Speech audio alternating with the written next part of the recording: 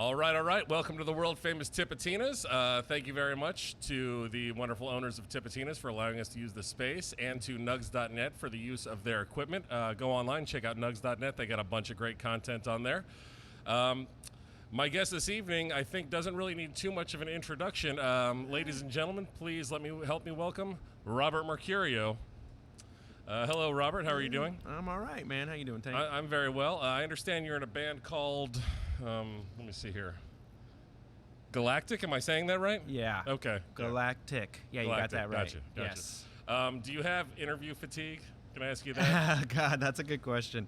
And it is really funny since this has started. I mean, I usually do a lot of interviews for the band, but it's, doubled up because the Tipitinas aspect has become really prevalent, and as I don't mind doing it. It's usually good interviews, and right now is the time that we really do need to get the word out of how the current situation is. So, I mean, I'm not fatigued, and people are asking good questions, so that's where I get fatigued. It's like when the interviewer does the so where are you guys from?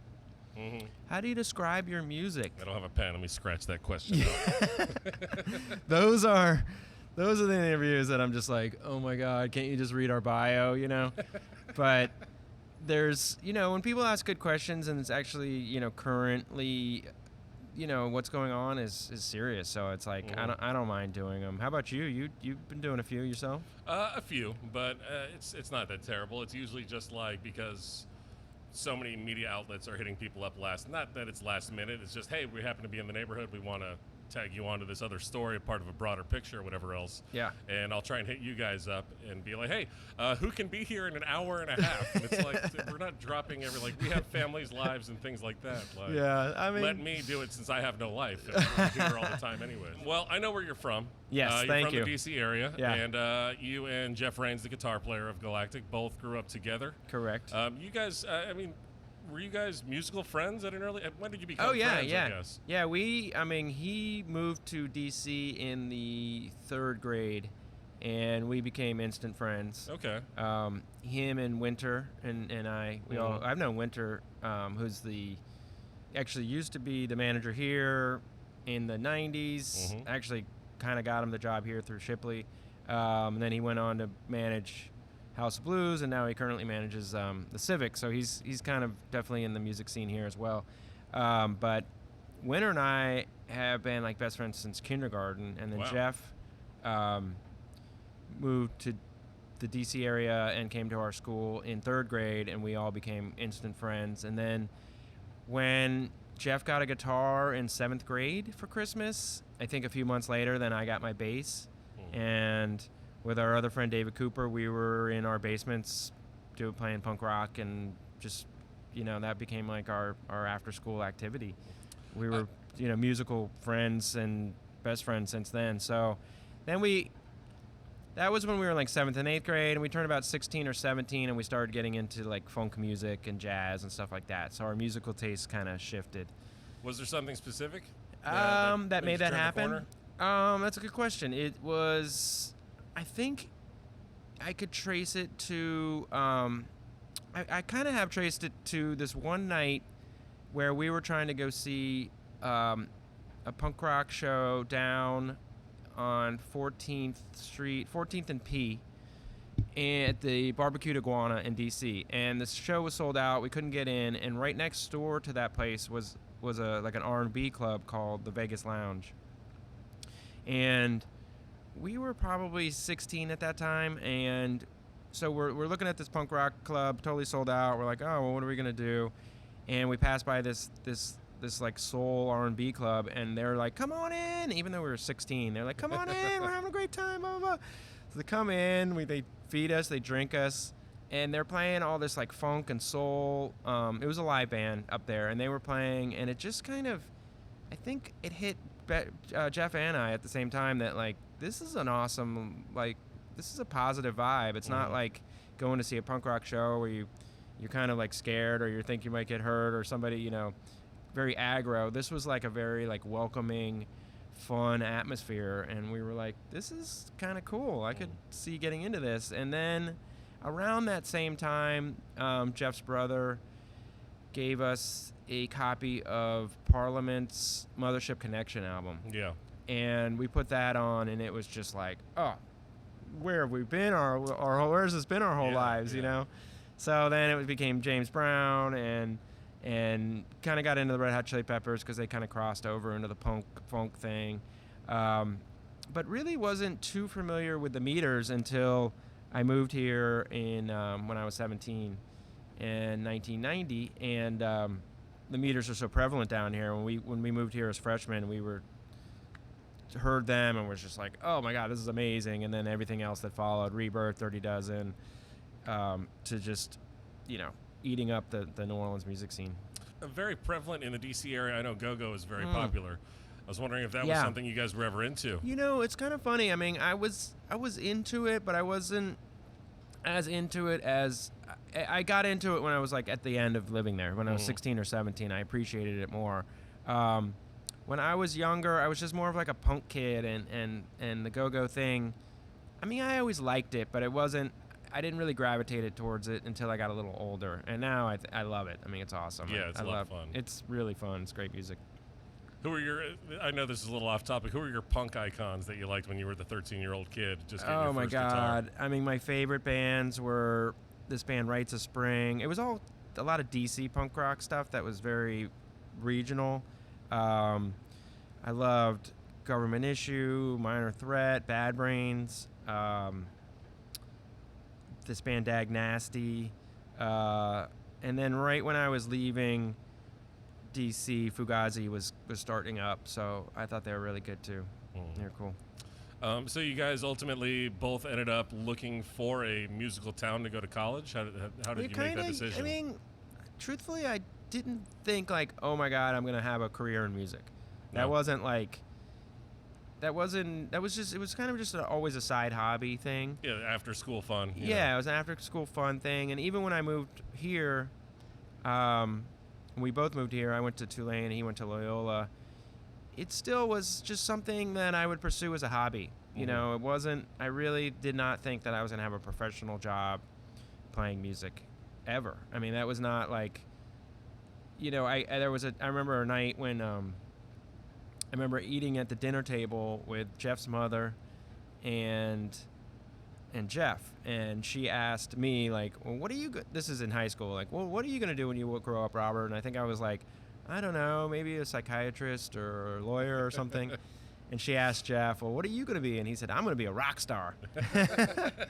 And she got so mad at Jeff. She was just like, you need to be more like Robert. You need to, like, you're never going to make it. And it's like, so I guess Jeff always thought he was going to be a musician, but it's such a hard and competitive field, and I just really didn't think that I'd ever be able to make a living in it. So it was kind of just happened by chance that our hobby became something that became popular, and we started that band Galactic Prophylactic, the precursor to Galactic, and we became like kind of a popular college band. And then I just kind of kept the hobby going, and we met, the rest of the guys, and with Stanton and Rich and Ben, and everything just kind of organically led to the next level. And then once we kind of felt like we had some sort of popularity, then we really started taking it seriously and thinking like strategizing and thinking about it as a possible career. While you were still in school, you guys had been playing a lot of, dorms, houses, whatever else, we did. as Galactic Prophylactic. We actually played here. I think it was Homecoming 93.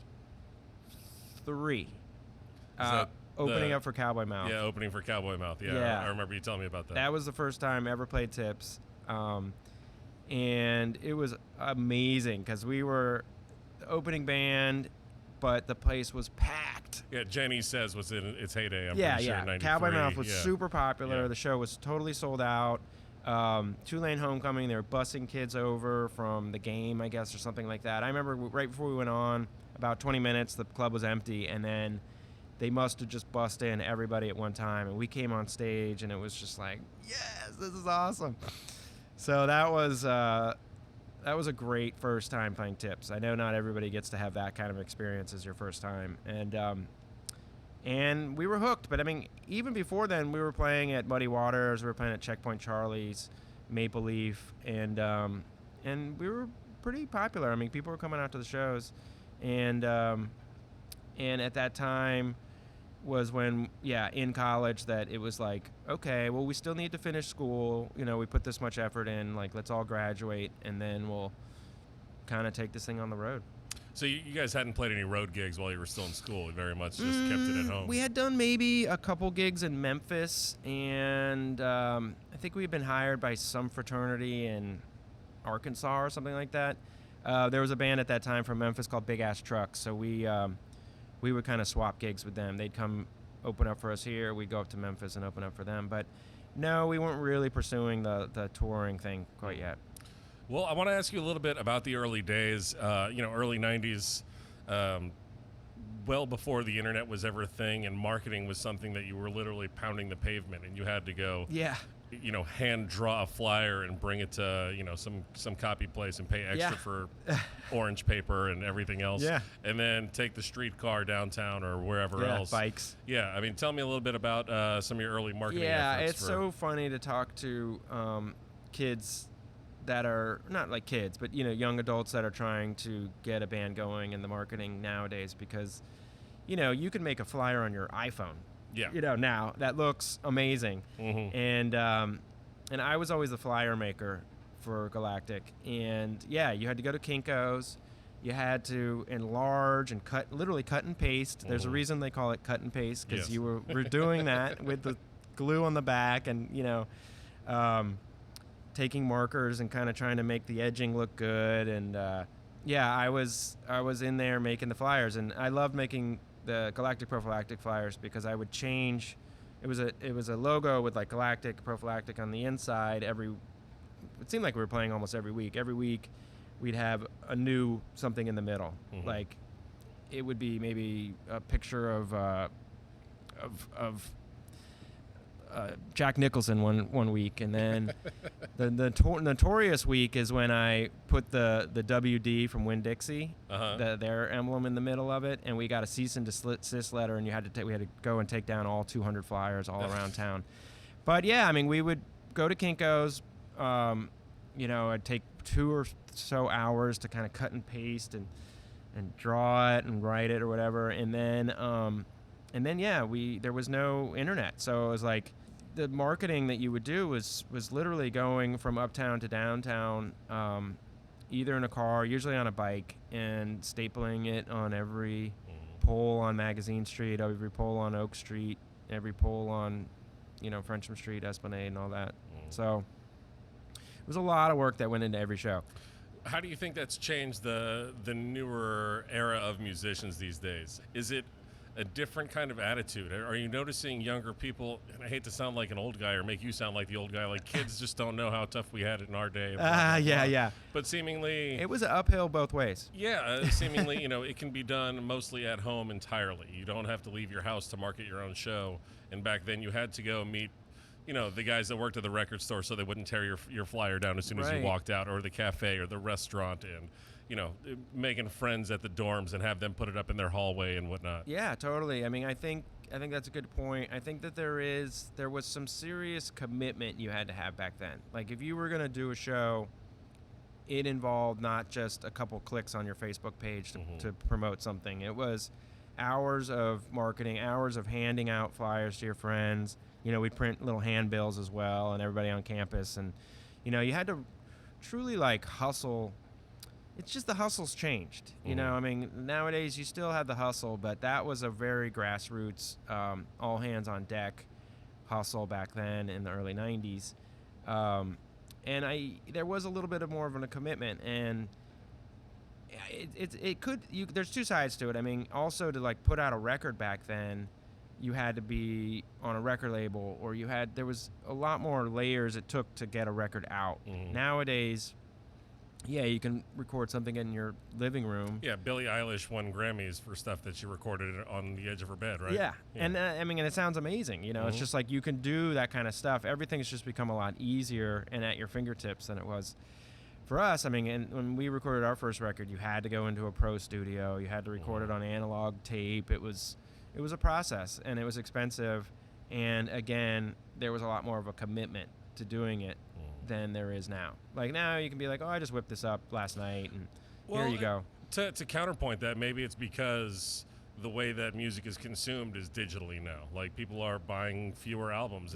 It's the real audiophiles that are buying the CDs or the records more specifically. Like and people something are eating tangible. it up quicker. Yeah. You know, it's the whole thing's just quicker, and they're not listening to full records. You know, it's like maybe they'll give your song like half a listen, and back then it was like, you know, if somebody bought the record, it was a commitment. Like you took it home, you listened to probably the whole record. Yeah, you would listen to it and stare at the cover the whole time and see if they had liner notes. Yeah, exactly. So the whole thing was from the listener and from your fans and from the musician side, it was a deeper commitment to get something accomplished.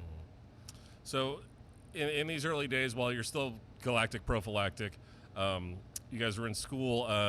It was not the current lineup that you guys have right now. I understand you have a lot of different members. Yeah, the singer was this guy, Chris Lane, who is hilarious. He's still in New Orleans, still one of my good friends, and one of my oldest friends in New Orleans. And he was very comedic. He wrote hilarious lyrics. One of our bigger songs was the song Winn-Dixie Diva, hence the Winn-Dixie emblem in the middle. And it was about his lusting after a Winn-Dixie checkout girl. And I mean, he just had great lyrics, really funny, but it was very like college-y. Yeah. And it fit who we were at that time. But you know, as kind of like thumbing your nose at authority type of stuff. Yeah. I mean, and it just kind of had a little more tongue in cheek, and it was funny, you know, and it was with more just, you know, more of a comedic kind of thing, and we became a little more serious, I guess. Not like they were like serious, but we weren't really seeing like this is going to be something that could be consumed by older folks, or, you know, people even only a couple years older than us probably would think it was silly. So well, it was still funk music, right? Yeah. So it was almost like a throwback to not that funk has ever died in this town, but it had already kind of crested and had been coming back, you know. Yeah, I mean, it's funny to look at it in that perspective because, it probably, you know, peaked here in the late 70s, early 80s, and we had all gone through the 80s, and you had your Madonnas, and you had your, you know, all this other kind of music that came out of the 80s. Well, just I mean, 80s in New Orleans, you know, like funk, like I said, has always been around, and blues and everything else. There was almost an emergence of New Orleans culture into not specifically the mainstream, but at least it seemed to be, you know, I was a little kid, but it was being put on the map. You know, you had something like even a movie that's not a major movie, but The Big Easy, all of a sudden, like in the 80s, was Zydeco ever more popular in New Orleans than it was in the 80s? Or Cajun I music? don't know. I mean, I moved here in 90, but you're right. I mean, that definitely put the New Orleans and New Orleans music on the map. And something great about New Orleans is like, even though I think nationally there's like there's you know, an ebb and flow of popularity and stuff like that, but New Orleans is like insular in that it's like it's New Orleans music has always been popular amongst New Orleans. It's a really cool thing here.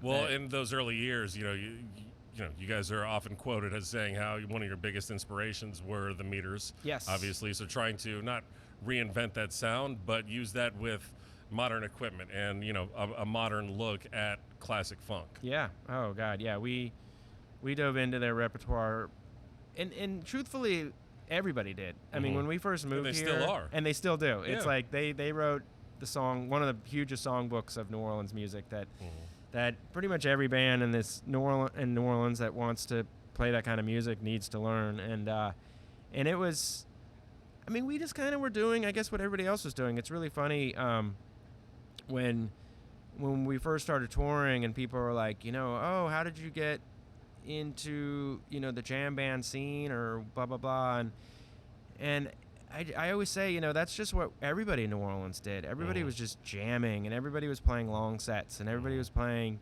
improving and changing up their set lists and doing, you know, that kind of a thing. It just kind of got adapted into the jam band thing. that's how, if you went and saw Walter Wolfman Washington at the Maple Leaf, he'd play 2 long sets, extended solos, a bunch of unpredictable moments. You go see George Porter and the Running Partners. You go see the Meters. You go see any band that was at this club, Benny's, that we all loved, that's now closed, that was a few blocks that way. House now. Yeah. But someone lives there, right? All those bands, JD and the Jammers, they were all like, that's all they were doing. So we were just kind of emulating what we were seeing in the older generation of musicians. And actually Benny's is where we met Theryl.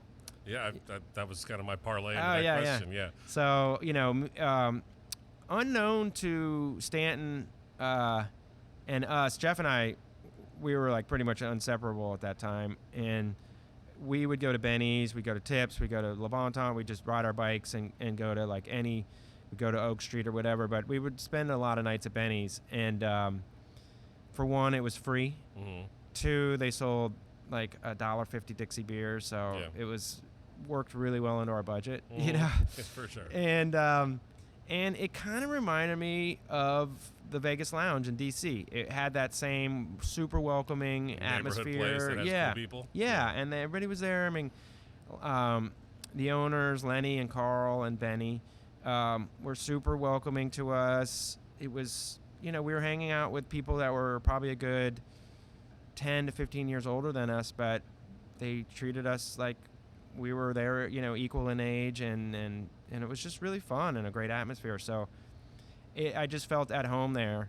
And one of the acts we would go see there all the time was Michael Ward and the Reward, and Theryl was the singer for that band.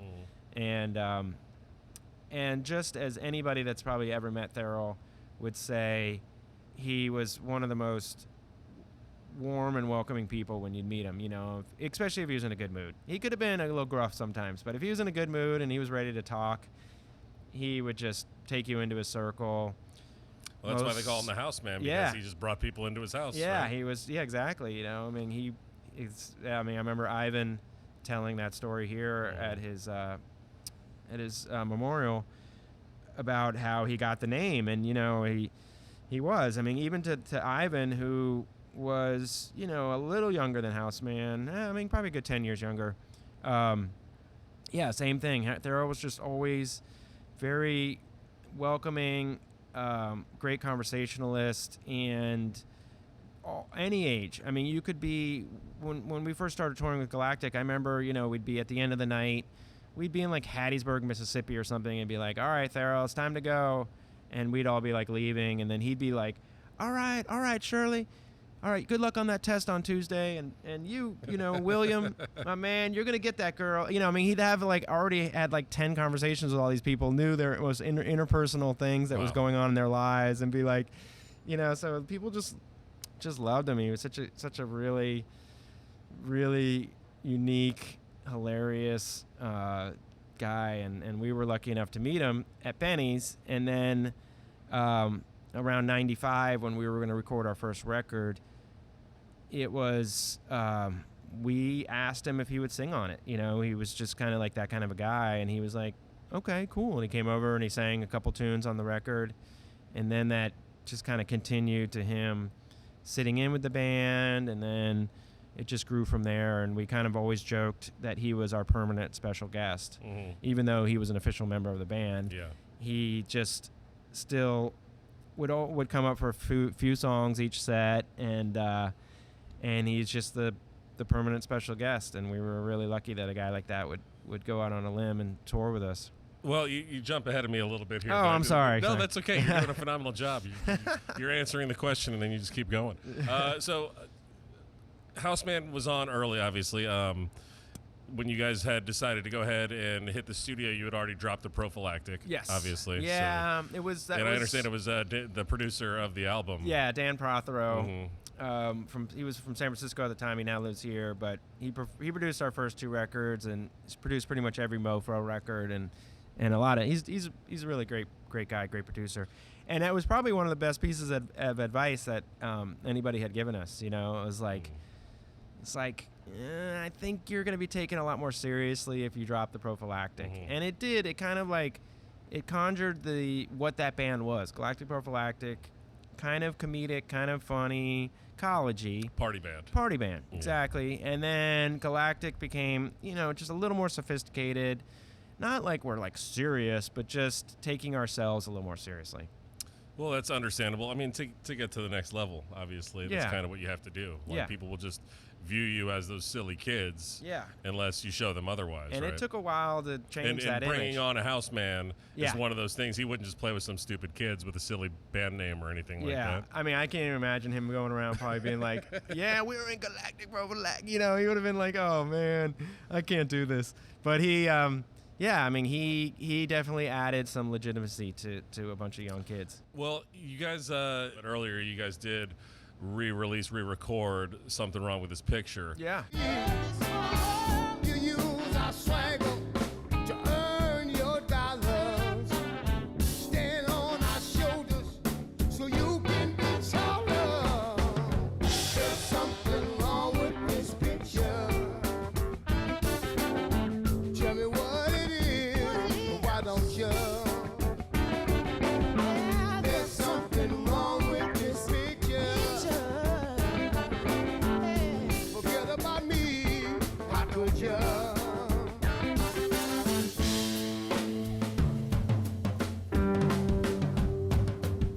Was that the first song that he wrote with y'all? Yeah. I mean, you redid it with obviously Jelly and Ivan singing his parts. Yeah. And it was phenomenal. Yeah, I mean, cool. Tell me about writing those first songs. Yeah, that was. I mean, he had the lyrics for that song, and I remember he came over. Jeff and Stanton and I were all living in this house at 5303 Magazine Street. It was like the Galactic Band house right next to Guy's Po' Boys. Mm-hmm. And Guys is on my list of questions. you got it. Yeah, We'll go back to it. Don't worry. Don't worry. I'm setting you up. So yeah, Guy. So we were at 5303 Magazine, and we were doing, well, I guess like pre-production for the album. Dan Prothero was in town, and it was literally probably 2 days before our session, and we really didn't have any material, but it was with him. We had instrumental songs, but it was kind of like. Well, let's just see what happens. We didn't even really know if we were going to come out of the studio with a full record. We only really had maybe like 5 songs written. So he came over to the house and he started singing it. And I had literally the night before had just come up with that bass line, like the intro, the dun dun dun dun dun dun dun, and then the main bass groove. And it's just one of those moments that's just like, oh, okay, you do that. I mean, you see this in the movie sometimes, and songs don't usually come together this easily. Yeah. But it's kind of like, it goes something like this, and then okay, you do this, okay, cool, and then but it literally kind of happened like that. Like sometimes it can take months to write a tune, but that one came together really quickly. And we went into the studio and just kind of pieced it together like that. And then the other song that was on the record was a jam in the studio. He was only on two vocal tunes on that first record, Cooling Off, and that was it was called Everybody Wants Some, and that was literally just a 15-minute jam that was at the end of the session, and Dan Prothero just said, oh, go in there and just start making up something with Stanton.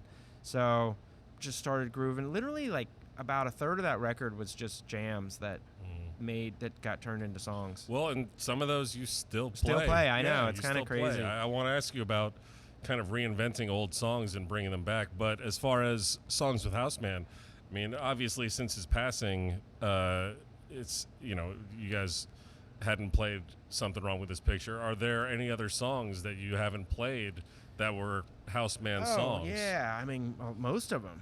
Well, I mean it's like a lot of them for sure. Yeah, I mean, we probably have only really brought back, like, we do currently do this one, Never Called You Crazy, that was on our Ruckus album, but there was some that were just kind of sacred and were just him, like, it just felt wrong doing it with anybody else. Yeah. Even when we were touring with Cyril, somebody that could have filled in his role, it was just, we just felt like it wasn't right, and it wasn't right for the fans. Like, we'd start playing that song, and then they'd be like, oh, Theryl's here.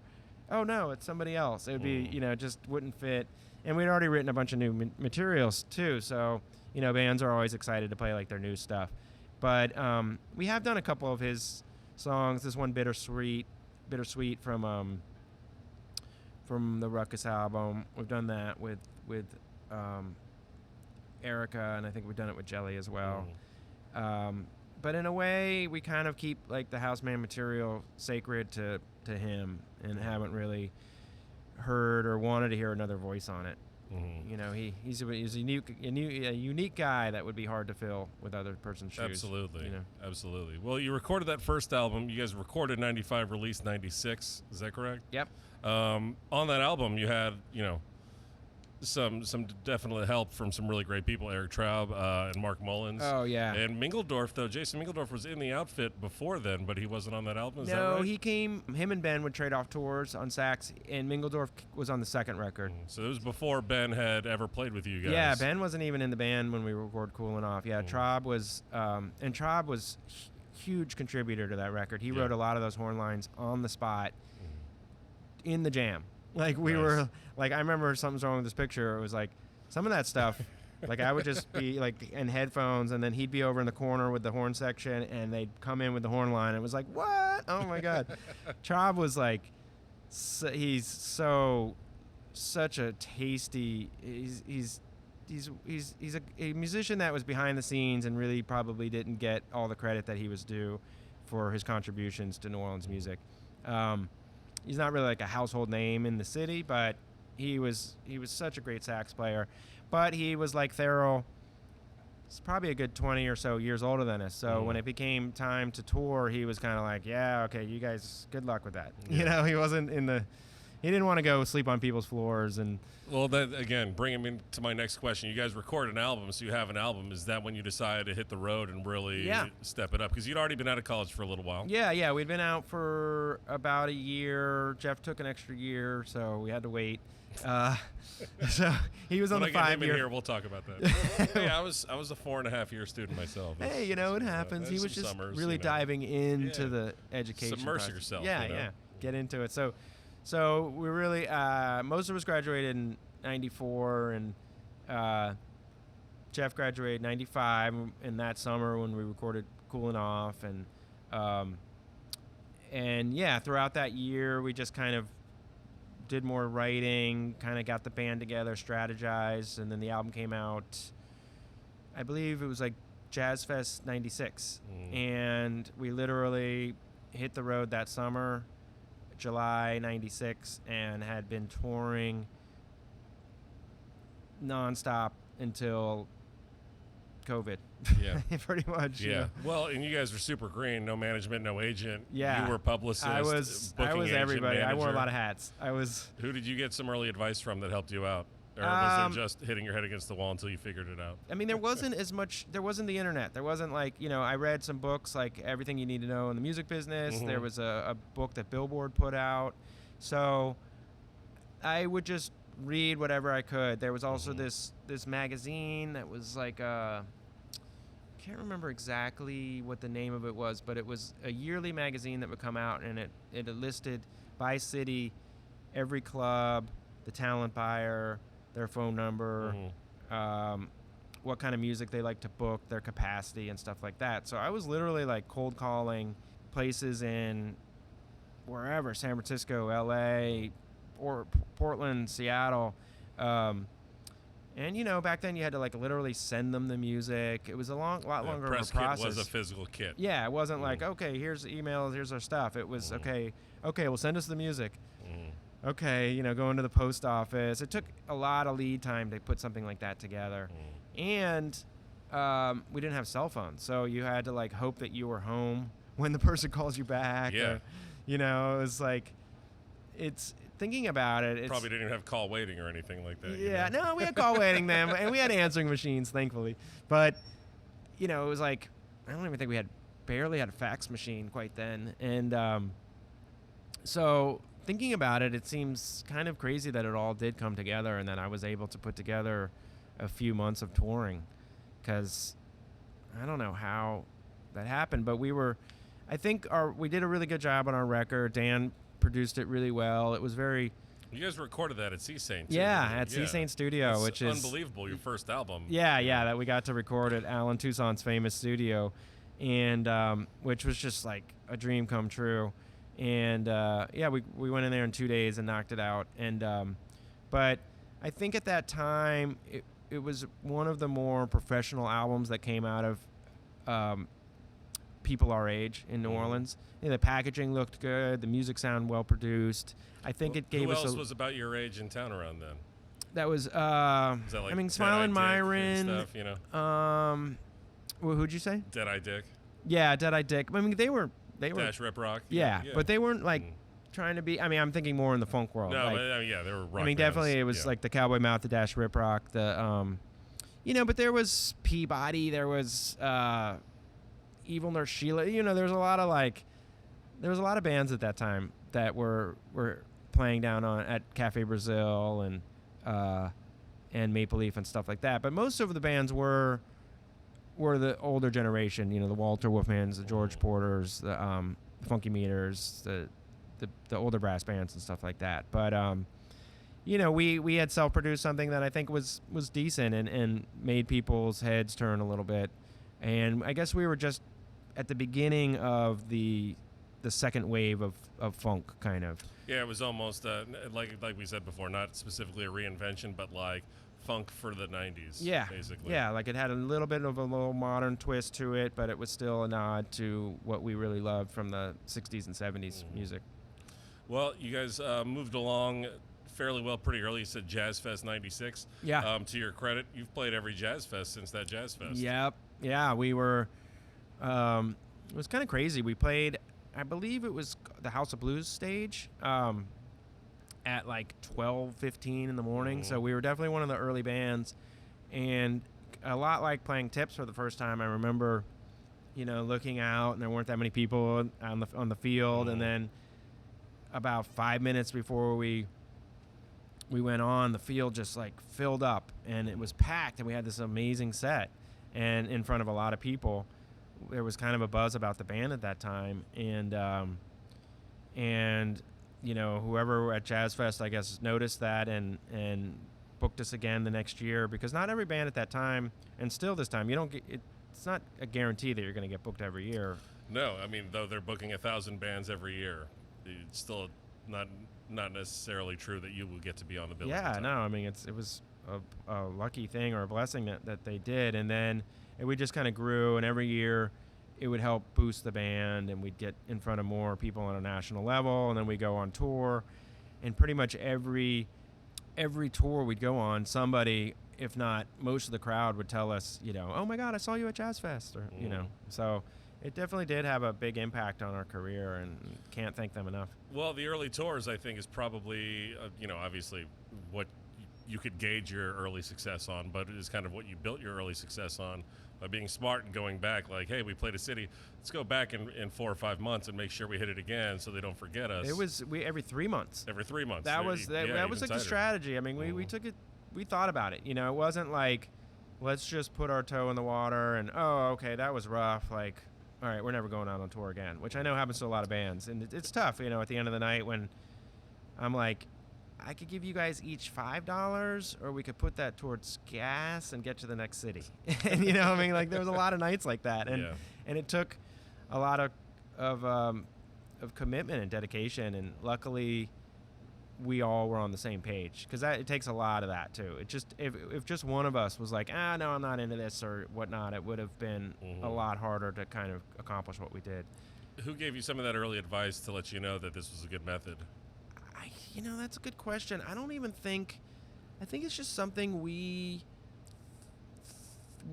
thought we saw other bands doing that would come through New Orleans, like bands from Austin or something like that. And we thought about what's the attention span of people, and how long is it where it's been long enough, but hasn't been too long, and what gives enough time for your music to spread. So we thought, okay, you play a town, you sell some CDs, and that gives those people enough time to go tell their friends and play the CD for people and go back to their dorm room or whatever it was. But it was enough time for that to propagate. And then we'd come back where they'd be like, oh, this is the band I was telling you about. You got to come and see them. So we kind of thought 3 months was the perfect amount of time. So we would literally, for those first couple years, we would tour all of the U.S. 4 times a year. Wow. Which now we only do 1 time a year, or twice a year. So, and we're in a bus, and it's a lot more comfortable. I mean, we were in a van with broken air conditioning. Yeah, tell me about the early days pilot. It was Stanton's parents' van. Yeah, we had purchased Stanton's parents' 78 brown on brown Econoline, and it probably already had 100,000 miles on it before we bought it, and it just slowly deteriorated along the trips, and but you know, it got us through probably a good year or so of touring. Had a lot of leaks in the roof. I believe it had a leak right over the accelerator pedal. So that really sucked when it was raining. It would just be like a slow drip on your foot. We'd have to like get a rubber band and a trash bag if you were driving in the rain. I mean, it was like the crazy stuff that you had to deal with, but it was what we had to do to get to the next city. So many nights sleeping in that thing or driving overnight. And I mean, talking about it now, I think, wow, we did put in a lot of hard work in the early days to get to where we are now. I forget sometimes about how rough that was. Yeah, while you're complaining about not enough, granola bars in the bus and the air conditioning. Right. It's only 75 in here. Get it down to 72. I can't believe that. Yeah. What the hell? Yeah, no. I mean, the lifestyle and our travel, and I mean, it's something that it's not like that every time. No. Yeah. It isn't, and there is, there's still like early mornings and crappy travel and stuff like that, but nothing like it was then. I mean, sometimes we'd have 12 hours between cities, and it's like, all right, well, we're just literally right when we pack up after this gig, we're driving to the next town, and everybody's sleeping in the van tonight. And it's just what you did, and luckily we were in our 20s and you could bounce back, but it really came into perspective when Theryl passed away, because he was a good 20. He probably 22 years older than us and than me. So, and he was willing to go out with a bunch of kids in a van. Yeah, he was like my age right now when we first started touring. So, to go out at my age now with a bunch of guys in their 20s and make potentially $5 a night.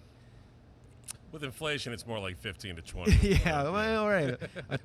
Make a Jackson every night. You're like, that took a lot of faith that he had in us, and that it would grow into something, more than that. Because it was a lot of years of making just that much a night. Luckily, New Orleans was a pretty cheap city to live in at that time. I mean, I believe my rent was $176. Yeah, it was basically up until Katrina. It was extremely affordable to live here. Yeah. And then it just kind of slowly got more expensive. Yeah. What band is out there right now that you would take a van oh trip my with God, that's like it's so hard to put it in perspective. Like, I mean, you're looking back. Like, imagine today, there's a band that you hear and you're like, man, these kids are crushing it. I would love to do, I know that this would be this perfect outlet for me to do this one thing. Yeah. And I can't wait to go sleep on these guys on floors with this. I mean, it's hard. I mean, I do see a lot of bands with potential, but to take that much of a leap of faith and dedication, and Theryl had 2 daughters, and he had like real obligations and stuff like that. We were like, just like kids in their 20s that you don't have a lot of obligations or commitments then. I can't think of anybody that I would do that for, I don't know. So when you hit the road for the first time, that is when you guys had Ben become a permanent member of the band. Is that correct? Yeah. It's, not to sound so black and white, but you took that fry cook from that place called Tipitina. Yeah, that was a shot at the big time, right? It was like Eric Traub didn't want to tour, and Ben had done some touring with the Klezmer All-Stars, and Stanton was in the Klezmer All-Stars at the time. So Stanton was like, I think Ben's willing to do it. He's willing to go out and make $5 a night, maybe. and he was. And Ben had the right attitude, and he was down. But he was also couldn't fully commit because he was in the New Orleans Klezmer All-Stars. So that's when him and Jason Mingledorff kind of were trading tours. It would be And sometimes Scarrick would come out. We had befriended Scarrick through Dan Prothero. So Scarrick would come out and do a little bit of touring. Mingledorff would do some touring, and Ben would do some touring. But really what made Ben fully commit was he remembers this one tour that Scarrick did with us, and we all came home from that tour with Scarrick, and we were just talking about how amazing Scarrick was and how great it was. And Ben was kind of like a jealous girlfriend, and he was just kind of like, okay, that's it. I'm going to go out on every tour from here on out. Like, I'm not going to let you date Scarrick anymore. He tells it, that like it was, he felt that we were all kind of like, whatever, Ben, cool, yeah, Scarrick's here. We got him, and he was... Oh, you can't make it? That's cool. We'll call Scarrick. Yeah, it's all right. It's cool, and maybe before that we were like, dude, you got to do the tour. Come on, man. And, he felt a little bit of a jealous girlfriend and gave us the full commitment at that point. Well, you guys had all fully committed, no more side jobs, no nothing like that?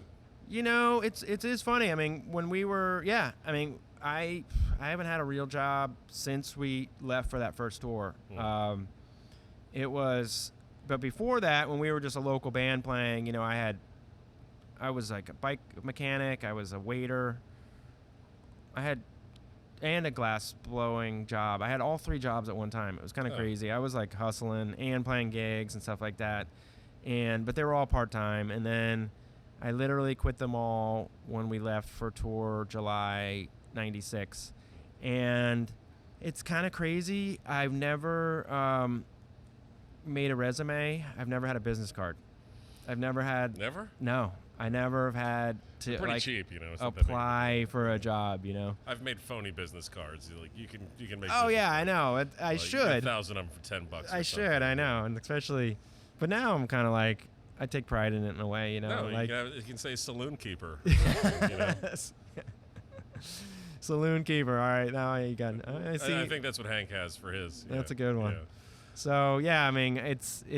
I've been extremely fortunate that I took that jump and into the band at that time, and we were scratching by just enough where I could pay rent, and it was really it. I mean, that was like my only commitment was really rent, because when you're on the road, you're kind of eating, and the club feeds you sometimes and stuff like that.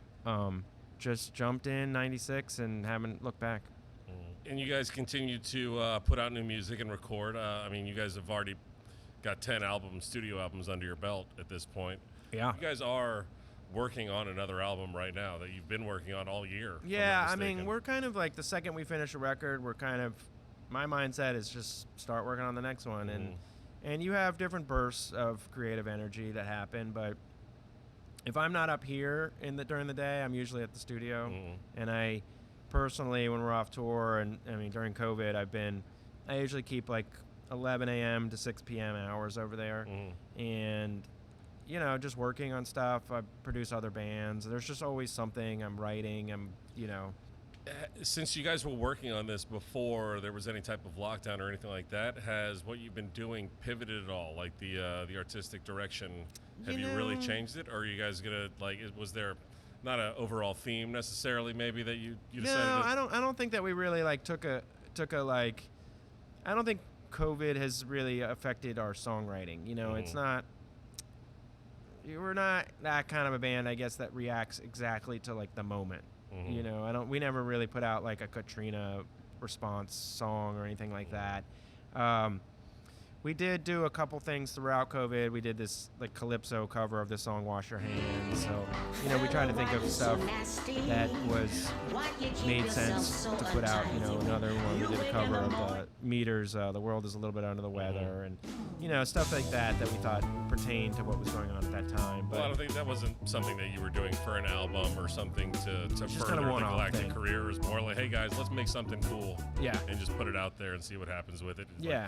Not expecting anything to come back for you for just literally putting it out. Yeah, it was just at that moment, it just kind of seemed like everybody needed music, and it was fun for me and the band to do stuff like that. I mean, it's nice to see musicians you love. I mean, as a viewer, just doing something new, no matter what it is. I think everybody still does need it really badly, and it just seemed like a good project to work on, and we ended up doing 2 of those, and then we did the Something's Wrong with This Picture redo, But we have probably since COVID, we probably completed maybe 2 or 3 songs in the studio. Strangely enough, I know it's July and it's usually in the mid 90s, but working on some Christmas music right now. Because you can't wait till December. You can't. No, I know. That's like every year you're like, oh man, I wish. Oh, well, yeah, you got to have. putting out a sequel to the Dreidel song. Yeah, I love that one. That was so good. So, I mean, we actually just recorded Jelly on Friday singing Santa Claus is Coming to Town, and she crushed it. Like, she's a crusher. She like came in and just, Ben and I were just like goosebumps, like wow. So, yeah, we got like a cool, funky version of Santa Claus is Coming to Town, and working on a second one, beginning to look a lot like Christmas. So it might be, we don't really know what we're going to do with them. Might be like a 7-inch single, A and B side. Might just be something we release digitally. Just might end up getting licensed to a movie or a commercial or something like that. It's just kind of like something our manager said, this is probably a good time to do stuff like that. I'm getting a lot of requests from music supervisors for like, do any of your bands have any Christmas music, So I think it'll find a place. And at the beginning I was like, started working on these demos for these Christmas songs, and I wasn't that excited, I was just kind of like, oh, okay, I'll do this, we'll make some Christmas music and this and that. But the way they've come out, I've been really happy with. They're pretty funky, and then when Jelly recorded on it, I was like, all right, this is actually pretty cool. Well, going back to older recordings, I mean, you guys, like I said, you have a wealth of material that you have recorded, and the amount of people you've collaborated with over the years amazing. It's unfathomable. I know, we're so lucky. Those people. I started making lists of all the people, and I was like, this is getting too long. I had to stop. Yeah. It was ridiculous. But, after cooling off, you did, Crazy Horse Mongoose. Again, songs that I still hear you guys perform today. Yeah. Like, you guys do a great job of taking older songs and not reinventing them, but like kind of twisting them. But, was that something that you guys do specifically? Yeah, we try, because we've been playing like some of those tunes for 25 years, and we know that they, we got maybe sick of them playing them, but we know that there is a contingent, and I know going to see a band, like, if you're a big fan of the band, like, you kind of want to, maybe you have a couple albums that you gravitate towards, but you kind of want to see like a broad spectrum of their musical catalog, Well, and you guys have had enough different people that you've brought on the road to sing with you that each one of them kind of adds a different element to the song. They do too, yeah. And that curtails kind of what type of tunes that we can do and stuff like that, With Cyril, he definitely has a vibe. Corey Glover had a very strong vibe and rock, and that brought out very like aggressive, energetic side to us, which was awesome. And Erica has her vibe, and we even toured a little bit with David Shaw as our singer. Yeah. That's kind of crazy. And Maggie Kerner, and then now Jelly. So it's we were with Houseman until 2004. We recorded, probably 4 records with him, and then we had to figure it out. Yeah, you guys had him up through Ruckus, right? Ruckus that was the last record. Had him on, and his health had taken a huge toll, and his doctor basically had told him, like, you can't tour. Like, there's just no way that you can live the kind of lifestyle that you need to live and get the dialysis and eat right on the road. It's just not gonna work. Even though at that time we were on a bus and all that, but I remember even on that last tour he ended up in the hospital a couple times, and so it became a life or death decision for us and him, and so he came off the road, and we were like, okay, what are we gonna do? And so we went out probably for a year or 2 as an instrumental band for a while. Yeah, I was going to say, I think the first time I saw you guys have a singer that wasn't Houseman was Charlie Tuna. Right. Yeah. So then at that time when we were touring as an instrumental band, we started working on this album, From the Corner to the Block. And we thought, let's not replace Theryl with another singer. let's replace Theryl. Not like replace Theryl, but let's fill his role with a bunch of different rappers. That'll be. It won't seem so much like, what did you do? I can't believe you replaced him. So. And we've always loved hip hop, and we always thought that our music could lend ourselves to having rappers and MCs. Well, I wanted to, but before we start talking about From the Corner of the Block, Ruckus, that came out right when I was in college and, eating psychedelics and whatever else, and it was very much just something that set the tone for a lot of evenings, for sure. Oh, that's so and it cool. had, it wasn't hip hop, but it had hip hop elements. Yeah, there with was the drums. Beats. Yeah, we used loops. And yeah, hip-hop. there was something that it had that you guys didn't have on any albums before. Not that anything. Totally. Not that it was worse by any stretch. It was awesome. It was different. It was new, but it was still clearly Galactic. Was that due to you guys had Dan the Automator record that, and he had just done the Gorillaz album a year or two before that? Yeah.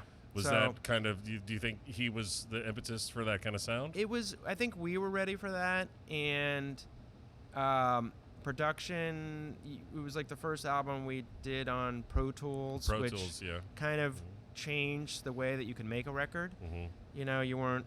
It wasn't on audio. It wasn't on analog tape. So we were kind of we were ready to go there. Truthfully, the best thing Dan the Automator did was he sent down these two guys, the Rondo brothers, ahead of him coming for about 6 weeks, and we wrote that record with them. And we still collaborate with them. One of the guys, Jim Greer, he helped co-write Into the Deep, which is one of our biggest songs we did with Macy Gray. And Jim Greer helped write Heart of Steel.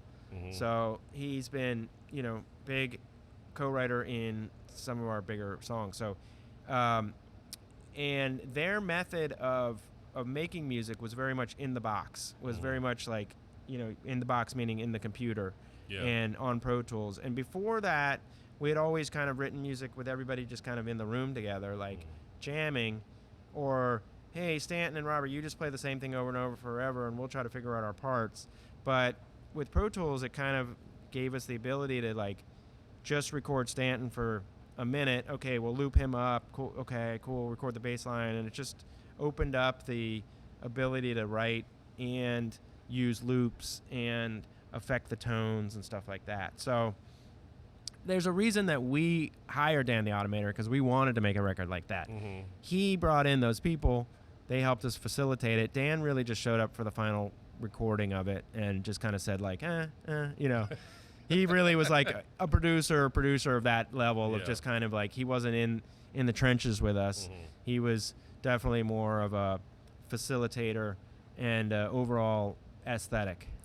I know you and Ben spend the most time in the studio producing not just Galactic songs but other people's songs. Was that the beginning of when you guys started having an interest in recording? Yeah, and we built our own studio. That was the first studio. Time. For that, it was, and I will credit a lot too. We were managed by, at that time they were a New Orleans company, Superfly, and who ended up becoming the creators of Bonnaroo and Outside Lands and tons of other amazing things. And they were just really smart guys, and they were always thinking very big picture, very long range. And I remember it was a big commitment to build that first studio out, just the gear. I think we had to spend, it was like almost $50,000 or something, and it was a hard thing for us to we weren't making a lot of money, and we still don't really, but it's like to not take that money and then be like, we're reinvesting it. It was a hard thing to Don't worry, this album will come out, and maybe in a year we might see some of the money back. Yeah, and but looking back at it, it was definitely one of the smartest things we've ever done. Yeah. We still have all that gear.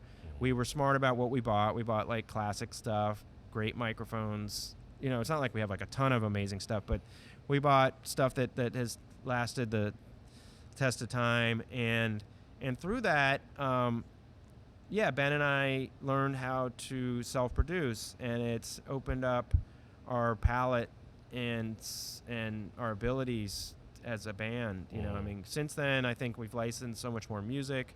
We've really gotten to do what we wanted to do. You have your own time. You don't have to pay anyone for the day. It's so hard. I mean, like literally Cooling Off, we recorded in 2 days, and it was like 2 10-hour days in the studio, and that's all you got.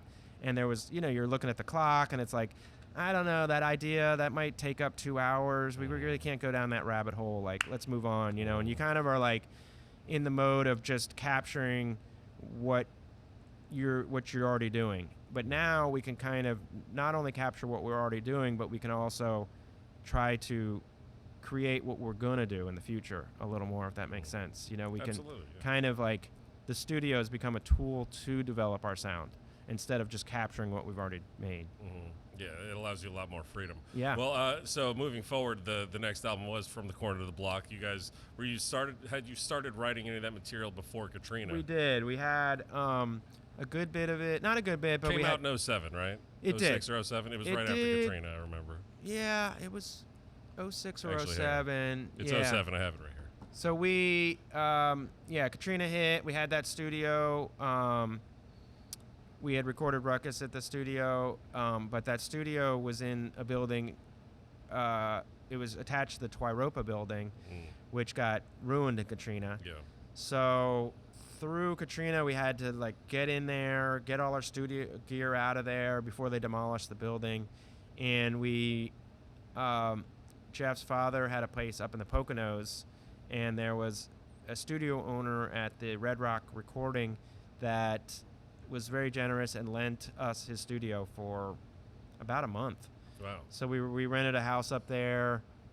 Nobody had a place here to go to, so we all went there and cooped up, kind of kept these hours. You know, we'd go into the studio for 8 hours a day, and we just wrote all the music for that record, and then we would outsource with all the different rappers and stuff like that. Yeah, I was gonna say they didn't all come up to the Poconos to No, record. we just made the music. Yeah, by 2007, most people were using Pro Tools, I imagine, and able to send things digitally. Yeah, exactly, and that kind of opened up that like long range collaboration thing. Like literally, we hadn't been in the same room with any of those rappers at all. Like we hadn't even met Charlie Tuna before he recorded with us. And then I remember like he came and performed with us, and actually we did a big release show at Bonnaroo, at a night concert at Bonnaroo for that, and we invited pretty much every rapper that was on the album, and most of them we hadn't even met. We had just kind of talked to on the phone and stuff like that. So that was a really cool show because it was the first time for all of us, and it was just kind of a lot of jitters, but the show went off well, and it was cool. Well, let me ask you this: for a band that doesn't always have a permanent lead singer, and you said Houseman wrote all of his early lyrics. Yeah. Do you guys write the lyrics for the songs that you've been putting out for the past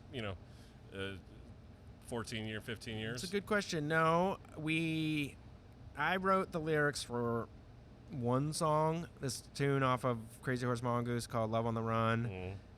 Jeff wrote lyrics for the other songs on that record, Change My Ways and Start From Scratch. Then we all kind of collaborated on Late for the Future's lyrics. But we kind of came to a realization around that time that we really weren't the best lyricists. And sometimes knowing your weaknesses is and acknowledging them is a good thing in a band. You know, like one thing I think we all acknowledged was none of us were good singers, and we need to get a singer. You know, I mean, because people are always like, once Theryl parted ways, we parted ways with Theryl. It's like, well, why don't one of you guys step up and sing? And it's like, it just wasn't. We're more of the background singers. Yeah, not really that good. In the background. Yeah, exactly. Speaking of that, sorry to cut you off. Do you ever notice that sometimes you think Jeff isn't actually singing and he's just lip syncing into the microphone? Oh yeah, I don't even think he has a mic anymore. He's got a mic. He fake sings. Oh yeah. I'm gonna call him out right here. Yeah. You hear me, Jeff? Yeah, Jeff. Sing louder, man. Yeah, I mean, I think that was one of the best decisions that we made, was like none of us should be singers or the main singer, and that none of us are really that compelling of lyricists. So with Ruckus, we started working with outside writers on the lyrical side, and that also that really started the collaboration. Ruckus, I mean, truthfully, our first collaboration was Theryl, but really working with like outside producers and writers and stuff like that was Ruckus, and then Corner of the Block, and then from then on we just kind of we would contact people that we thought would do it better than us. Well, you had set a standard. I mean, look who was on from the Corner of the Block. You got Lyrics Born and Gift of Gab, Big Chief, Monk Boudreaux, Charlie Tuna, Z-Trip, Trombone Shorty, Juvenile Soul Rebels. Like, it was a huge collaboration. Yeah. And you kind of set a standard with oh crap, we gotta dig up some heavy hitters every time we put something out. Yeah. Was there kind of a stress on that at all? I mean, it was a good stress, but you're because, right. I mean, you certainly did. I mean, the next record few was albums Yakame, were and same thing. Yeah, we had like a huge list of New Orleans, some of New Orleans' most amazing singers. Yeah, top to bottom. I mean, Irma, Alan. You had Irma, Big Frida, Alan Toussaint, Katie Redden. The list goes on and on. Like it's a hodgepodge of every type of cool music coming out of New Orleans. Yeah, so that was, I mean, it was, and then there was the David Shaw's, and he wasn't super popular at that time, but there was Mystical, and then after that it was Macy Gray's and the Mavis Staples and stuff like that. So I mean, it definitely set the standard of like we get and are lucky enough to collaborate with some of the biggest names out there, and it really set the tone that for us as a band that like it doesn't hurt to ask, and somebody can just say no. I mean, no one knows who said no to make that record. Yeah, they don't remember. True. No one. That's not in the press release. Like, oh, you don't know all the people that said no. I mean, what you find out is everybody that said yes. So Elvis Costello hung up on me. Yeah, exactly. No one's telling that story. I remember we couldn't get Dr. John for Yakame. I remember that was kind of a bummer. Yeah. But I don't even think he really said no. It's just sometimes you just don't get an answer, or it's just timing or whatever else. Yeah, I think he might have been in New York at the time and this and that. But yeah, I mean, truthfully, there was some no's and just people that didn't work out. But what people know and remember are all the yeses. So, I mean, kudos to our managers, Superfly at that time, and then even with the current records, I mean, Macy Gray. I remember when our manager Alex was like, "Oh yeah, I'm talking to Macy Gray's manager. Yeah, no, she's gonna do a tune. Yeah, and she's gonna tour with you guys." And I was just like, "What? Really?" Like, I remember. I think you guys met her when she played here, right? Yeah, exactly. I remember that show specifically, and I remember a couple of you guys coming to the show. Yeah, and me then and Ben came. Yeah. Afterwards, like headed out, like, "Hey, we're going to 45. Do you want to come?" Yeah, she drinks? came over to 45 Chop with us. Yeah, if you guys will be there in 2 hours when I get to leave. Yeah, we weren't. Yeah, you were not. Yeah. She was playing tips, right? Mm-hmm. And her manager had set up a meeting with Ben and I to come and meet her, and she was just so awesome. And we met and we talked about writing a song, and David Shaw and Jim Greer and us had written Into the Deep. And originally David Shaw was just going to be the singer on the tune, but it just seemed more and more like, wow, this could be a really good tune for Macy, and it just would fit her vibe really well. So we brought in Macy, and she recorded it, changed a couple lyrics and stuff like that. And so, I mean, we've gone out on a limb a lot of times with a lot of different singers, and sometimes it's scary going out there on that limb, but it's thinking about it now and the way you're putting it in perspective, it's always been pretty cool, Well, yeah, I mean, one of the more difficult things I would think for you guys, since you had been an established band for a little while, and Theryl was with you, and then he's not, so you're trying to be instrumental only again, right. And then you take the dive, and hey, do we trust anyone to come out with us? Yeah. Who were the first guys that you took on the road? I know you definitely had, Corey Henry with you for a long time. Yeah, Corey and he still plays with you guys. Yeah, I love Corey and Shamar. Him and Shamar actually came out before. Like, we probably did about a year, just the five of us instrumental, and then we were, because you're an instrumental band, the horns and stuff become a big melodic element, and we wanted to play kind of some of the brass band music, but Ben was the only sax player, and we were like, oh, this would be so cool if we had two more horns. We could have this really big sound, and we could still be instrumental. And So then we did this tour called the Brass Tacks Tour, and we brought out Shamar and Corey. And then... But luckily, both those guys have voices that can lend themselves to hip-hop for Yeah. sure, and crushing those songs. Yeah, so they would sing some of that stuff. They had their own raps. We kind of brought a little of a vocal element, and they brought some serious New Orleans flavor to the band. You know, they're both just amazing players, seasoned brass band guys, and frontmen in their own. So it kind of, you know, none of us were like the frontman either. When we were out, just the five of us instrumental, just so we kind of have always known that we were like a rhythm section kind of a thing in the way that the Meters, the Booker T were, and so, or Booker T and the MGs. So we, yeah, you guys had modeled. I mean, look at who they had on stage, like, who they were the backing band for. Yeah, we had seen them do it. I mean, there was those little things that did kind of navigate us through how we could possibly do this. But I do interviews all the time, and it is kind of crazy when normally the lead singer is the identity of the band. Yeah. And if you switch that lead singer, then the band is not, you know, and to tell people that we've changed our singer often and we collaborate, and each record is, I mean, it could be a fault. It could be one of the main reasons that, like, you know, some people are like, oh, they're always changing. You never know what you're going to get. You never know. Oh, I just get attached to this singer, and then they change it. And well, so, I was going to ask you if you think that the longevity of Galactic has something to do with the collaboration, both in studio and live. I think it has. I mean, I personally say that I think that we wouldn't have been a band as long, because it always re-energizes us. It gives us a new perspective.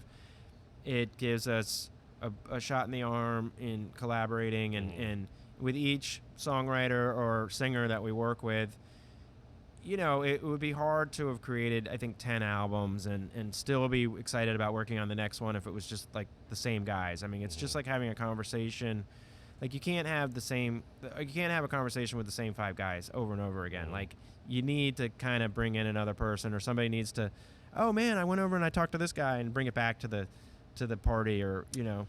Well, and I mean, look at how it's led itself to the growth of how you guys sound musically. Like a song from, you know, Coolin' Off. I mean, you still play Go Go from Coolin' Off, and then earlier this year, Float Up. Is that the song? Yeah, a new one. Those songs are nothing alike. Totally different. Yeah.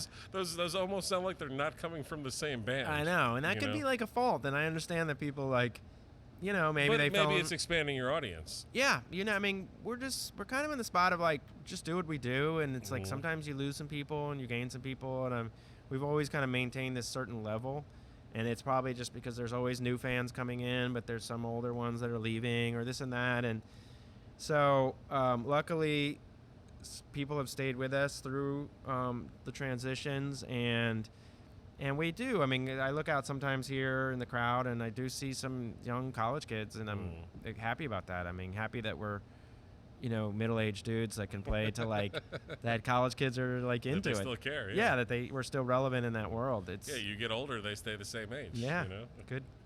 You should quote that. Yeah, I'm not taking credit for that one. God, I got so many questions for you, and I don't want to keep you here all night. And I know Nick is going to kill me because he's going to try and chop the hell out of this thing to keep it nice and tight. I mentioned you guys have played every Jazz Fest, also played every Jam Cruise, if I'm not mistaken. Yeah, I mean, sadly, this Jam Cruise is going to be canceled, but yeah, we played every Jam Cruise, every Jazz Fest. Luckily, I mean, we've been really fortunate enough where some promoters will take us under their arm and book us every year for stuff like that.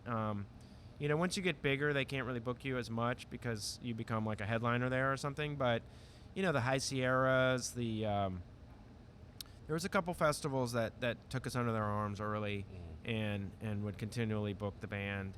And yeah, I mean, it's amazing every year that I don't ever expect it, but every year, you know, when we get the offer for Jam Cruise and or Jazz Fest, I'm just like, yes, all right, one more. I'm always waiting for that one year for them to be like, you know, we're thinking about. We want to go in a new direction. Yeah. We're thinking, you know, and we hope you guys can understand, and be like, oh man, definitely don't take it for granted. Well, let me ask you about something else that is kind of popular. You know, you guys made some videos during the past few months, but you guys don't really put out like actual music videos. That's not something that you guys have ever really attempted, but you do have a few of them. Yeah, though. we've done a few. I mean, we did one. Yeah, we didn't do any for the last record. Well, there's one in particular that I saw that I don't remember ever seeing, and when I was just kind of making some notes for today, I found. Which one? And it was Hustle Up. Oh, yeah.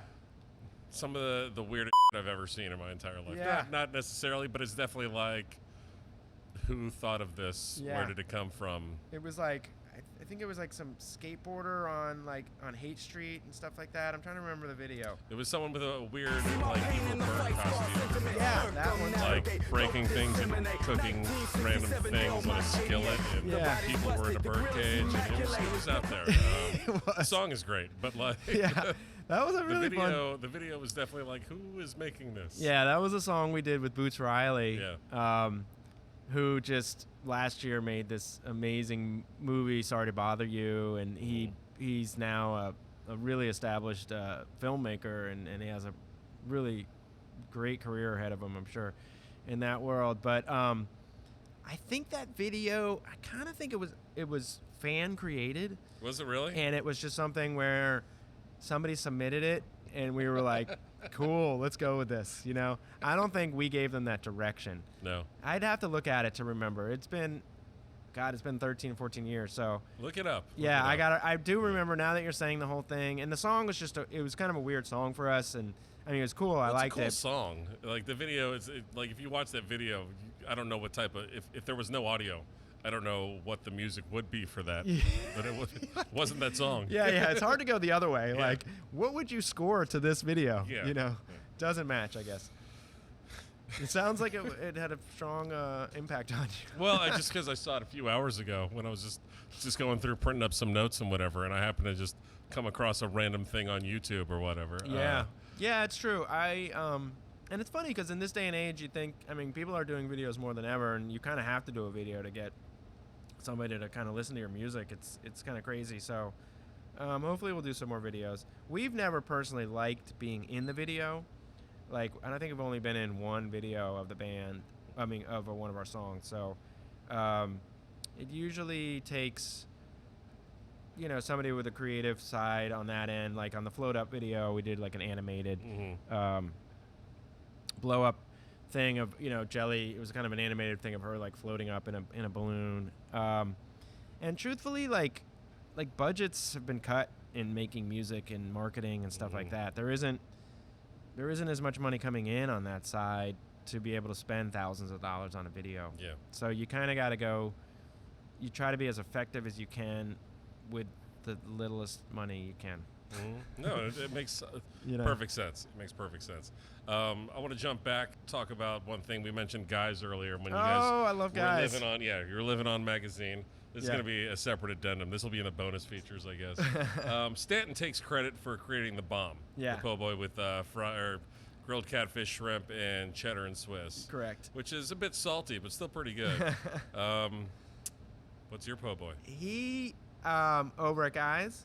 I mean, I've always been a shrimp po' boy guy, man. No, I mean, you're gonna create one. If I was gonna create one right now, and then we'll go talk to Marvin at Guys. And make it I mean, happen. God, I would love to do like a shrimp with cheddar and bacon. Yeah, that'd work well. With a little, I mean, it's kind of a peacemaker, I guess. Like a bit, yeah. The peacemaker was the oyster and shrimp. Yeah, I was gonna say a lot of people put gravy on a peacemaker, right? Yeah, I never loved the gravy with the fried, but.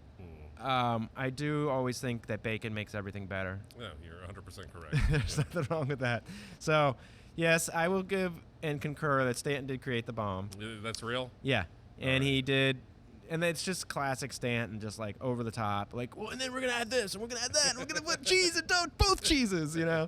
And yeah, I mean, I will say, you know, or Marvin, if you're watching this, you know, he did feed the band for a long time. I mean, years ago when I started coming in there pretty regularly instead of just, you know, it's close by. It's one of our favorites, obviously. We go there a lot.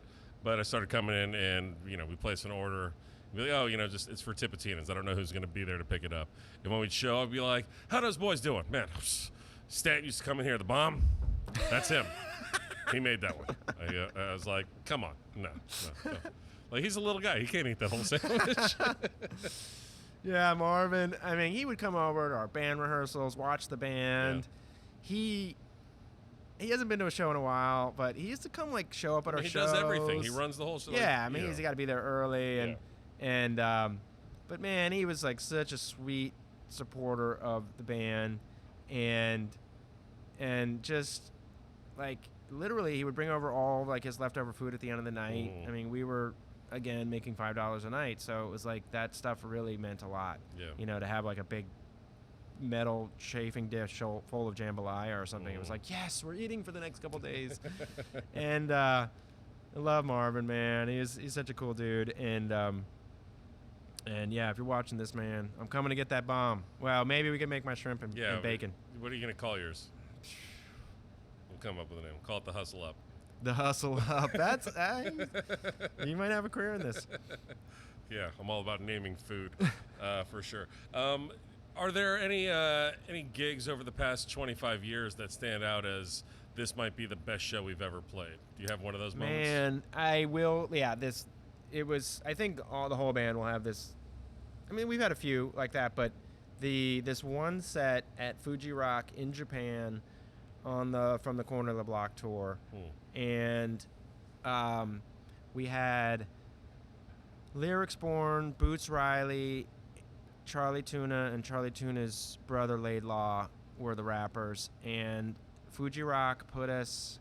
We were second to headliner on the second stage, and this is it's an 80,000 person festival. It's a big rock festival in Japan, and they gave us this amazing slot, and it was right when the sun went down, and we played just a crushing set with those rappers. And we ended with this version of Immigrant Song, and Boots would come out, and Charlie, and everybody would rap. And I just remember, we were probably playing in front of 15,000 Japanese fans at that time, and just the whole crowd, Japan. They really listen to the music, and they're very into it. Even in a festival setting, they're very much more connected than in America. Americans tend to chat and whatnot. Well, from what I understand, they are the best audience. Yeah, they're the most. They listen, engaged, like you said. I know the great Pete Jones, who's here working for us, tells me wonderful stories about when he's touring with his band and they're playing in Japan, and before the show, before anyone goes on stage, they're silent, maybe looking at their phones, but no one's talking. Yeah, and the band plays a song, and they are locked in and paying attention to every single thing that's happening. They are. And there's good roaring applause, and then silence. And then they're silence give again. it back. Come on, what else you got? Yeah. They're just ready. They're engaged. They're polite. It can be unnerving because you're used to a little bit of chatter. You're not used to the attention to detail. You're not used to them being on every note. And even in that kind of setting, to 15,000 festival goers, they're still there, and they were with us, and it was really, really intense. It was just a great performance. Actually, some of my most favorite sets have been from Fuji Rock, because now that I'm remembering this, the first time we played it was with Theryl, and it was probably 2001, and we were on one of the smaller stages, and George Clinton ended up sitting in with us. Yeah, he just he was in the wings, and he just jumped up on stage, and we ended up doing a 15. I think he had just sat in with us at the Warfield for New Year's. He showed up, and so I think he had just met the band and sat in with the band probably about 6 or 7 months earlier. So I think when he saw our name or whatever, and he showed up at our set and jumped up on stage, and I just remember that being awesome too. And Fuji Rock, there's a few videos on YouTube from those performances that you can go see and be wow, that was. You'll just see the audience and the reaction and stuff like that. There's just something about playing in Japan that's just extra special. I think it's the audience. I think that the band's just super excited to be in a foreign country like that. And I mean, truthfully, some of our most amazing shows were probably right here on this stage. Well, I didn't want to talk too much about us. It goes without saying. All your best shows happen here. Yes, I mean, your 2 live albums were here. Yeah. No, I mean, it's probably the most comfortable that we ever feel performing is on this stage at Tips. It's truthfully, even before we purchased the venue, when it's a popular question that interviewers will ask, like, what's your most favorite place to play in the world? And I would say every one of us would answer Tipitina's, you know, and it wasn't because we thought, we never really thought that we would end up owning the place at any point in our lives. And, but we've always felt super comfortable here. The staff's always been amazing to us, and just the vibe here and the sound here, it's just very conducive to feeling at home. Well, you moved that along nicely into the next section, I guess, that I was going to get to, which I don't want to ask you too many questions about, you know, buying the place, because a couple of years ago that was the only story. Like, I'm sure you got asked the same questions. It's like, well, ever since people have been asking us, we've always, all the stuff you just said that you were nice enough to say unsolicited. But before, was there ever even possibility you guys thought up until basically the year or so before that you would ever even own a venue, let alone Tipitina's? I mean, I will say our manager Alex, he's a big picture kind of guy, and we were looking at venues. I mean, we were looking at potentially starting we were thinking more of like a 400 person room, and we had looked at a few places. Yeah. And any outside of New Orleans, or just no. We always wanted to be in New Orleans. Okay. One was this like church over on Broad Street near Broad and Tulane, and we definitely looked at a few spaces, and he had kind of planted the idea in our heads of like, you guys should really own a venue. It could really be this other facet, and you guys have the history and knowledge, and we all are relatively smart people. So he was like, we should really do this. So he pushed us into it, into looking, and we were talking to different people to partner with and stuff like that. And then throughout that process, the idea for Tipitina's fell into our laps to purchase this, and then it just became like wow, that would be like awesome. We wouldn't even have to start something from the ground up. It's already a pre-existing venue that's beloved, and we already have an amazing connection. Because I remember him saying like, well, you guys are probably gonna have to play your venue more often if you and like not play Tips. Yeah, if you owned some other place across town, you'd be there all the time. Probably. we would be playing over there. Even if it was a 400 cap, we would still be like, well, it's our place. We got to play it. So to help it go and get going. And so it all just came together when Tips came on our radar as a possibility, and it was still just like, oh, you're crazy. This is never going to happen. Who's going to lend us this much money and this and that. And navigated through it, and the bank actually, for some reason, felt like that we were five guys that could handle it, which is not an easy feat to meet with some guys from the SBA and convince them that a band is a good people to lend money to. Yeah, but I absolutely am glad I was never a part of any of those conversations to see how terrible that would have been. I mean, we were like, I remember we actually threw a show here one night. You probably that fundraiser. Which one? It was like that summer before we purchased it. You probably didn't even know. I remember. Oh, was it the for the North Carolina? Yeah, hurricane. And that was because we threw that last minute because we wanted to show these guys from the SBA that like we wanted to show them the venue and what we can do with 2 weeks notice, and like this is a possibility. And I remember seeing you throughout that time because I was like, does Tank know that we're like talking with the Roland? I can't specifically non-disclosure say what I knew and what I didn't know. But it was always, I kind of remember like you kind of had this look in your eyes, and then I remember with the Theryl Memorial, and at that point it started to become like real that we could possibly be purchasing the place. And I remember you were like, you know what, we'll rent it to you for free, and you kind of had this look like. Well, I think by then I had heard rumor before that. And that was like July. So, I mean, we didn't actually close the deal until November. No, exactly. I don't think that I was supposed to know. I probably no one was supposed to. We had signed a non-disclosure. No, exactly. Even our crew. Like, I remember Ryan Jones, when we purchased it, was just like, how did I not know? Like, what the hell? I mean, anytime any we'd be talking on the bus, and the crew member would walk in or something. We'd have to, oh yeah, that weather's, it's getting a little cold out. I'm not sneaky or anything like that. I just, had my eyes open in a lot of different ways. And as far as having the memorial for Houseman here, I don't remember if it was you or Stanton that called me first, but I remember the phone call as soon as I heard.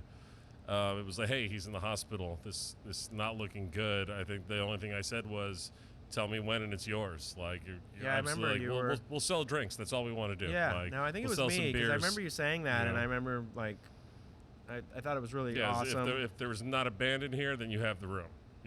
Do whatever you want. He is a part. I mean, aside from you guys being a part of this band's history, he's a New Orleans musical legend. Oh yeah. Why not get a few hours in a holy room for some people to get together and feel for him? Yeah. It was. I'm so glad that it happened here. It really just added to the history of this club and how much it's meant to the band. And to do Theryl's memorial here, and it just was so fitting. Well, not to get too much into Tipitina stuff after that. And I love it. We could talk about this. We can. All right, how about this? Does anything intimidate you about this industry anymore? Oh yeah. I mean, it was. Okay. I mean, it's intimidating every day. I know this is. Yeah, I mean, stressful. The margins all the time. in this kind of a business it's scary. I mean, it's like every month, and. That's a general anxiety that you're going to have to get used to. I meant intimidate you. Things you mean that you don't think that, things that are the far off dream or whatever else. I was talking with, Ed Williams from the Revivalists, and it wasn't so much an intimidation factor. Maybe it's is there a goal that you guys still want to hit as a band that you're not, he said they want to be the first band to play on the moon. What's your moon Ed. gig? That's a good one, right? That's a really good he one. Said it. I was like, man, I have no response for that because it's so good. What's your moon gig? Do you have one? I mean, it's funny. I mean, we've this was a huge accomplishment for us. I think like buying the best venue in the world. It's basically like playing on the moon for us. Yeah. I mean, it's about like as far reaching as I thought we could ever accomplish, but we still do have some other some plans. I mean, nothing that I can really say right now on the mic in press, because there are similar tips where it's some moves that we're making that might happen, but we can't really talk about it. Okay. It's going to affect me or what? No. Oh, okay. For the band. Yeah. Okay. For the band and developments but it is kind of exciting that we've, like I think Stanton said it once, like we have created our own like board of directors. Like the five of us have been a board of directors without even really officially having that for 25 plus years, and who not better to go into business with than people that you can do business with. So, we're not, to quote my article a couple weeks ago, I mean, we're not looking to open like a Pizza Hut in Kenner. Like we want it to be stuff that makes sense with our brand and stuff that we're familiar with. I mean, we're not gonna a line of Jimmy John's or whatever. That's not like what we're looking at, but guys number 2. Yeah, guys number 2. So I mean, I think we're gonna stay out of the food world, but like music and all that kind of stuff. I mean, we do still have dreams, because we know it's like can't tour forever. We've been lucky enough to be able to tour for this long, and we're not getting younger, and so trying to think of other ways to move into the future of potentially playing a little less shows and still having something going on. Well, it seems as if you guys have kind of already taken some of those early steps towards beyond Galactic. Not that you ever see a termination date for the band. You guys can play forever, quite honestly. Hopefully. But you guys, you and Ben specifically, like you mentioned, the studio stuff, producing other bands, a lot of other bands actually. You guys are already working in music beyond Galactic and the music venue, obviously. Yeah. So and Stanton does a lot of different projects. Yeah, he's a professor. Right. Yeah, we forget that he's an adjunct professor. I forget this title, but like he teaches drum at LSU. At LSU, yeah. And he has his own drum academy. And he has, I mean, he's definitely working the education side of that really, really strongly, and he's really passionate about it, and he's really good at it. Yeah, I mean, I think that there's just I'm just like I just like to get stuff done. I like to work. I like to do stuff that's creative. So I have no problem like going into the studio 5 days a week, or coming here or for a meeting or whatever. Like that's like fun to me. Like I have a good time. So it never seems like work. So I still don't really feel like I've ever had like a real job, you know, even though I easily put in, 50, 60 hours a week of on stuff, you know. There's no amount of good things I can say about you or the other guys in Galactic. Thanks, man. And to prove that specifically, let me ask you this. Are there any other bands that you know of that have collaborated with as many artists as you have, both live and in studio, played as many major music festivals as you, built their own studio and produced their own albums, let alone other people's albums, and ended up owning their favorite music venue in the world? Is there any other band like that you can name that has done that? I mean, I think the answer is no. There's no other band. I think there's no other band. Yeah, no other band. Yeah, that has done that. Yeah. So the amount of things you guys have already accomplished, thanks, and man. the amount of things that you still have the possibility to accomplish, I can't wait to see it, and I can't be happier to be even just the smallest bit a part of it. Oh so man, that's awesome. Thank you so much. Thank you, my man. That's kind of the meat of it. Can you believe we've been talking over an hour and a half? Oh my God, that's. Yeah, and you were wondering what were we going to talk about? Yeah. Like, my goodness. Well, I knew we can definitely talk for an hour and a half pretty easily, and we do that a lot up here. And I didn't ask you all kinds of stupid stuff, man. I Thank had you. all kinds of things, and a lot of it was like personal opinions, like how come this song isn't played like this, or why do you play it like this now, or whatever. Well, thanks for having me, Tate. Random stuff. You're welcome, ladies and gentlemen. Thank you for watching. All right. Thank you to Tan the Man, our director of photography. Thank you to the great Pete Jones on audio and lighting. Thank you to Nick Logan for being the executive producer. Thank you to Robert Mercurio for being my guest. Thank you to Tipitina's for allowing us to use the space. To nugs.net for allowing us to use the equipment. And thank you to all of you who may enjoy this in the future beyond this date and I don't know. In the virtual world. Yeah, in the virtual world and in the here and beyond. I don't know how to say that better. Yeah. Or good at all. Ladies and gentlemen, thank you so much. Robert Mercurio, thank you for your time. All right, Tank. Thank you, my man. You got me on this is my spot, too, on the stage pretty much. Yeah, totally. We should have set up your amp. Just had you, lean against it.